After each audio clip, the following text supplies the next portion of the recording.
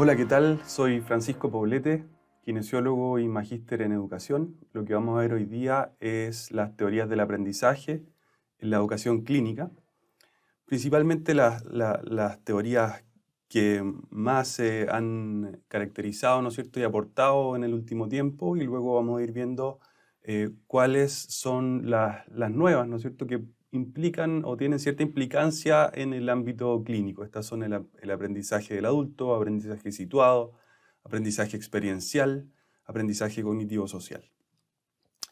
La educación y el aprendizaje ha sido un desafío constante debido a la complejidad que tiene el aprendizaje, las distintas formas de aprender, los distintos contextos donde se aprende. Siempre ha estado desafiando a los estudiosos del tema, y principalmente a las áreas de la filosofía y la psicología han sido quienes han postulado, han tenido postulados, ¿no es cierto?, acerca de estos procesos. Ya en el siglo XIX comienzan a surgir las primeras teorías. Las más conocidas son el conductismo, el cognitivismo y el constructivismo, y las vamos a ver ahora en detalle, ¿no es cierto? Y vamos a ver qué son la base para los conceptos que vamos a ver más adelante. La primera es la teoría del conductismo.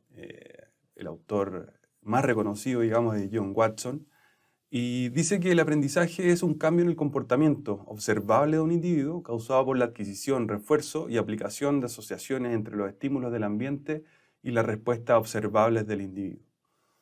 Aquí como ejemplo podemos decir cuando un niño aprende a no tocar una estufa, ¿no es cierto?, caliente después de quemarse, obviamente esa conducta se va a cambiar. En el ámbito clínico, ¿no es cierto?, podemos ver un interno a lo mejor que luego de escuchar las alarmas de un monitor va a estar pendiente de revisar al paciente, por ejemplo. La siguiente es el cognitivismo, y aquí el autor más relevante es Jean Piaget, y dice que el aprendizaje es un proceso interno, ¿ya?, que implica la adquisición, organización y uso de información. Aquí podemos, por ejemplo, ejemplificar con un niño que aprende a clasificar objetos según su forma y tamaño.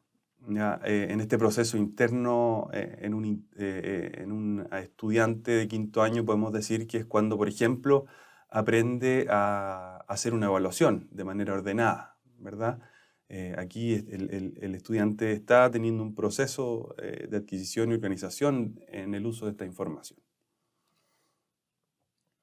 Y como última teoría relevante está el constructivismo. El autor más relevante es Vygotsky, y dice que el aprendizaje es un proceso social y constructivo en que el individuo construye su propio conocimiento a través de la interacción con el ambiente y otros individuos. Aquí como ejemplo podemos poner cuando un niño aprende a hablar a través de la interacción con sus padres y otros adultos. Bien, con un interno podemos decir cuando el interno aprende cierta técnica luego de observar a su tutor, por ejemplo. Bien, cómo se construye, ¿no es cierto?, cómo el interno construye este conocimiento a través de la interacción con otros. Bien, ¿y cuáles son las teorías de la educación o los conceptos principales que se han ido dando en la educación en base a lo que acabamos de ver? El primero es el aprendizaje del adulto. Malcolm Knowles es quien lo impulsa, ¿no es cierto?, en el 80. Está asociada a la teoría del aprendizaje constructivista. ¿Y qué postula? Dice que existe una diferencia entre el aprendizaje de los niños, llamado pedagogía, versus el aprendizaje de los adultos, que él lo llama andragogía. Y él postula ciertos conceptos, ¿no es cierto?, que van a diferenciar a los niños versus los adultos.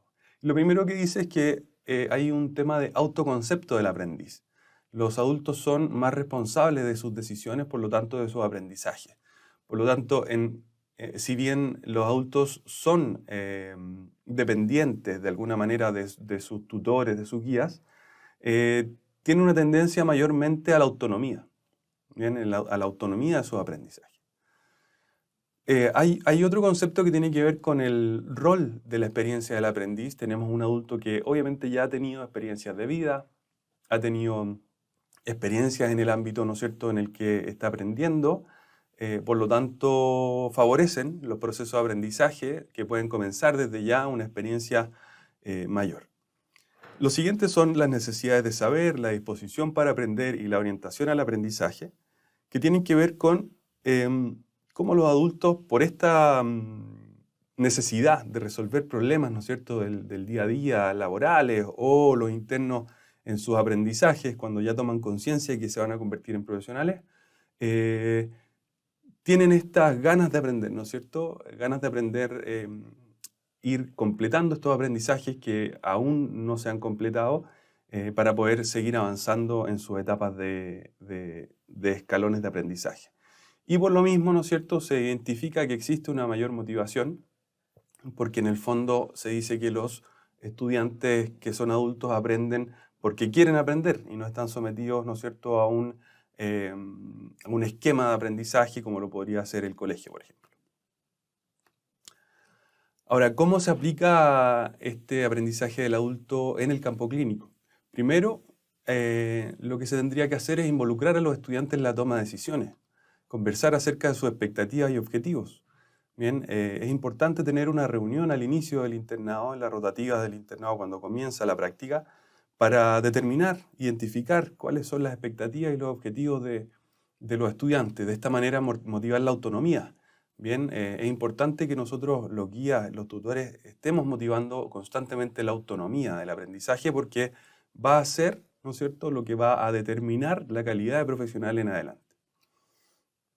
Aprovechar que existen experiencias previas, utilizarlas, ¿no es cierto?, como anclaje, como base para los nuevos aprendizajes y enfocar el aprendizaje práctico que puedan utilizar directamente en las rotativas clínicas.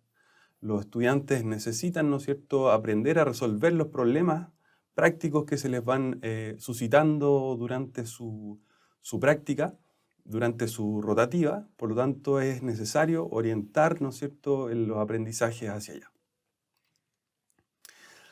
El siguiente concepto que vamos a mirar es el aprendizaje situado. El aprendizaje situado nace en el 91 por Lave y Beckner. Está asociado a la teoría sociocultural y lo que postula es que el aprendizaje y la práctica no pueden estar separados del ambiente laboral. ¿Bien? Aquí lo que aparece como concepto son las comunidades de aprendizaje, las comunidades de práctica. Las comunidades de práctica son grupos, ¿no es cierto?, de sujetos que tienen interés por un tema y comparten alrededor de este tema y comparten experiencias, ¿no es cierto?, aprendizajes y tienen ese interés en común.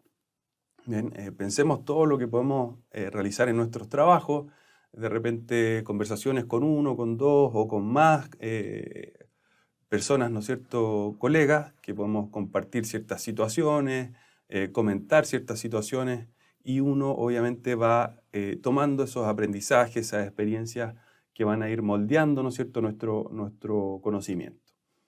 Entonces imagínense cómo estas comunidades de práctica podrían impactar la enseñanza-aprendizaje en el área clínica. Es muchísimo, ¿cierto? Los novatos, que en este caso serían los internos, parten observando y parten también con tareas simples para luego ir escalando hacia las tareas más complejas. Piensen a lo mejor en un interno de una rotativa, de la primera rotativa, que tal vez no va a ser capaz de resolver situaciones complejas, pero sí un interno que ya está en sus últimas etapas del año, ¿no es cierto?, va a tener mucha más experiencia, va a haber pasado por resolución de conflictos que ya los va a dominar, por lo tanto va a lograr resolver situaciones mucho más complejas. ¿Cuáles son los beneficios para los internos? El aprendizaje situado entrega como beneficio para los internos aprender consejos prácticos de profesionales más experimentados, tal vez esos consejos que no se pueden leer en un paper, ¿no es cierto? Aprendizaje no solamente de las técnicas, sino que también de lo valórico, también del manejo de ciertas situaciones. Aprender nuevos procedimientos en un ambiente seguro. La idea es que estas comunidades de práctica sean un ambiente seguro, ¿no es cierto?, para poder expresarse de buena manera y poder avanzar, obviamente. Y obviamente que estimula la motivación intrínseca, ¿no es cierto?, porque esta sensación de poder contar con un grupo, ¿no es cierto?, donde uno pueda exponer ciertas situaciones, donde pueda mirar qué están haciendo los otros, a lo mejor mirar que están resolviendo situaciones más complejas. Eso obviamente va estimulando, ¿no es cierto?, y motivando a ir avanzando. Aquí hay una especie de esquema, ¿no es cierto?, que se plantea cómo este aprendizaje situado se va desarrollando. Lo primero, a mano izquierda, está el aprendizaje que se da entre el aprendiz y el instructor, y cómo el aprendiz, ¿no es cierto?, va mirando lo que el instructor hace, para luego, ¿no es cierto?, ir a esta comunidad de práctica y donde están todos los miembros de esta comunidad de práctica, ir aprendiendo qué es lo que se piensa, qué es lo que se conversa, qué es lo que se realiza en esta comunidad de práctica, y de esta manera, ¿no es cierto?, se va nutriendo una unidad de análisis con la otra. ¿Qué aplicaciones para el aprendizaje en el campo clínico tiene el aprendizaje situado? Idealmente uno debería crear un ambiente donde los estudiantes puedan observar y realizar tareas simples inicialmente para luego ir a las más complejas. Conversar acerca de casos clínicos simples y complejos, pero que siempre impliquen un desafío para los estudiantes, que tengan que ir avanzando en sus conocimientos. Participar, estimular la participación en reuniones clínicas entre colegas y entre equipos médicos, a lo mejor un poco más ampliados, ¿no es cierto? Equipos interdisciplinarios que tanto se habla hoy en día y que obviamente van a poder ofrecer muchas mayores soluciones y más conocimientos acerca de los distintos enfoques a un interno. El siguiente concepto es el aprendizaje experiencial. El aprendizaje experiencial nace en el 84 por Kolb. Este concepto está asociado a la teoría de aprendizaje constructivista. Y lo que postula es que uno aprende haciendo, básicamente, ¿ya? Y para esto Kolb diseñó un ciclo, y este ciclo parte por una experiencia concreta, lo que podría ser, por ejemplo, la aplicación de una técnica. Luego este ciclo continúa con una observación, ¿no es cierto?, y reflexión acerca de la técnica, para posteriormente identificar estos conceptos más abstractos, ¿no es cierto?, y generalizar, ¿no es cierto? Aquí está involucrado el concepto del razonamiento, de pensar analíticamente, para poder luego en el siguiente esquema, ¿no es cierto?, en la siguiente parte del esquema, poder probar lo que se aprendió y poder también trasladarlo a nuevas situaciones. Ahí es donde realmente uno dice el aprendizaje se concretó, se realizó, cuando se puede implementar una acción inicial en una situación nueva. Se dice entonces que el aprendizaje depende de la experiencia y es muy relevante la experiencia. Por eso es también relevante no solamente tener un internado, sino que también visitas clínicas desde primer año. Pero se requiere reflexión. No solamente basta con la experiencia, sino que se requiere la reflexión, la abstracción y la experimentación activa de nuestras abstracciones. Y es aquí donde los tutores tienen un rol muy relevante que tiene que ver con cómo se guía al estudiante hacia la reflexión, ¿ya?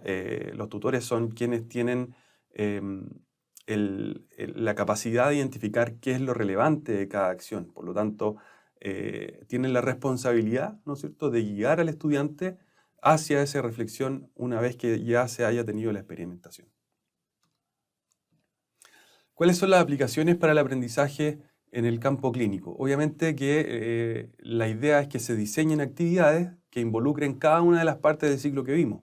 Por ejemplo, después de que los estudiantes participen en una intervención clínica, ¿no es cierto?, que sería esta experiencia concreta, se les puede pedir que reflexionen sobre lo que ocurrió y por qué ocurrió.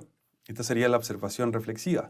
Discutir conceptos teóricos relacionados, que sería la conceptualización abstracta, y luego planificar y probar nuevas intervenciones basadas en lo aprendido, ¿no es cierto?, que eso sería obviamente la experimentación activa.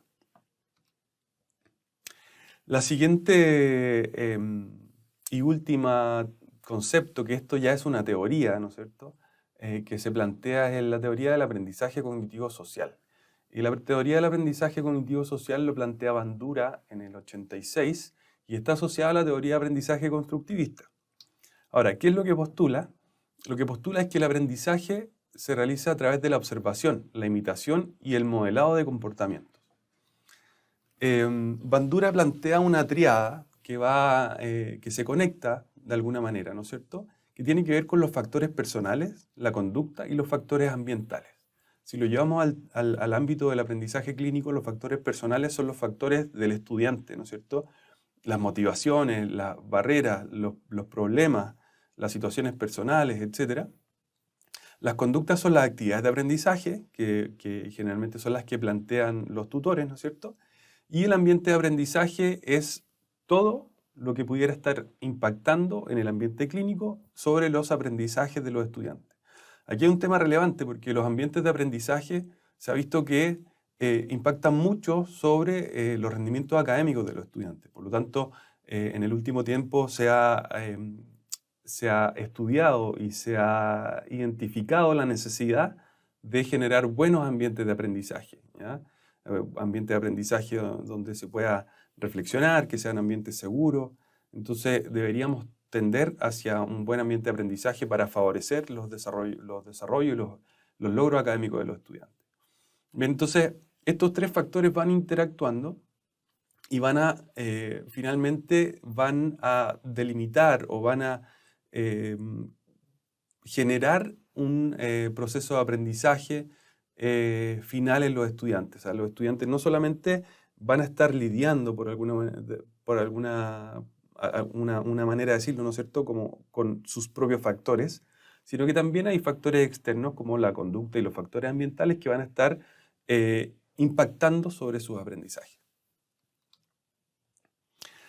Entonces, lo que dice Bandura es que hay dos formas de aprender: la experiencia directa, ¿no es cierto?, y el aprendizaje vicario. Y instala este concepto del aprendizaje vicario.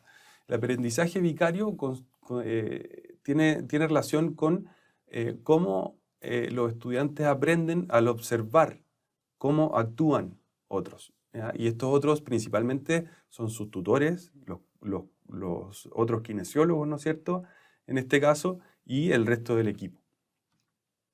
Ahora, ¿cómo podemos utilizar esta teoría en el aprendizaje en el campo clínico?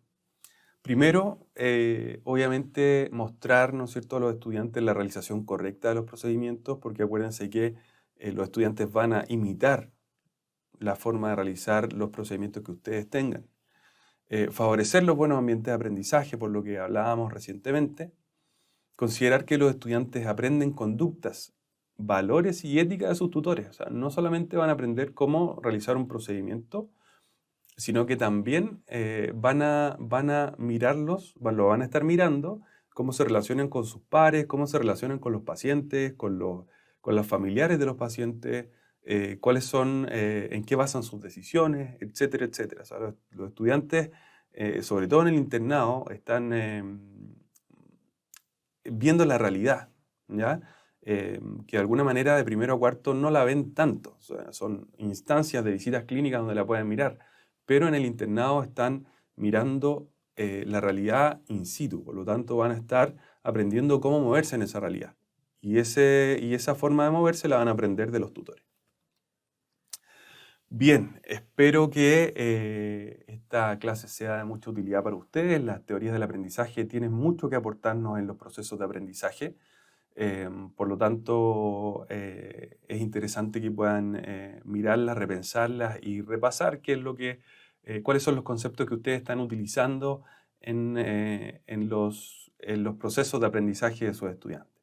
Bien, les agradezco la presencia y nos vemos en una nueva clase.